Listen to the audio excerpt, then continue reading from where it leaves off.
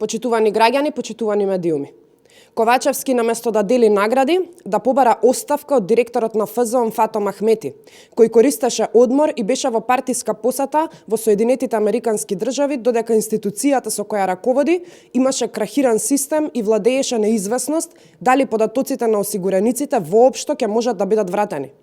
Скандалозно е што државна институција како ФЗО, која ги има здравствените податоци за сите граѓани на државата, нема бекап меморија и се е ставено во еден систем, иако државата има ИКТ центар во Прилеп, каде фондот можел да ги зачува своите податоци. Немањето бекап на податоците на ФЗО е неверојатно коцкање со животите на граѓаните, кое може да го прави само СДС и ДУИ. Со немањето на бекап се става во ризик цел систем, кој може наеднаш да крахира целосно и да предизвика долгорочен застој.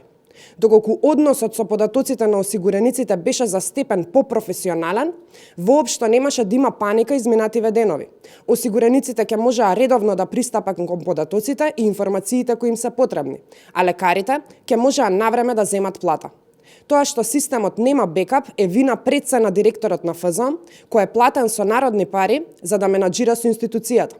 Директорот Фатом Ахмети покажа дека воопшто не му е грижа за ФЗО и затоа, наместо веднаш да се врати во Македонија и да работи на санирање на штетата која е настаната и поради негова неспособност, тој кусо ја информираше јавноста дека како кадар на ДУИ е во партиска посета на школа за лична надградба.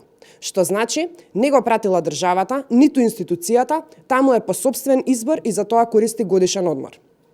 Почитувани граѓани, Ковачевски, како и до сега, кога станува збор за кадрите на ДУИ во институциите или ги наградува, или молчи, а не смее да превземе никаков чекор, а не пак да побара оставка. За ден повеќе власт, спремни се да ги одмолчат и најкруцијалните грешки кои се на штета на државата. Ви благодарам.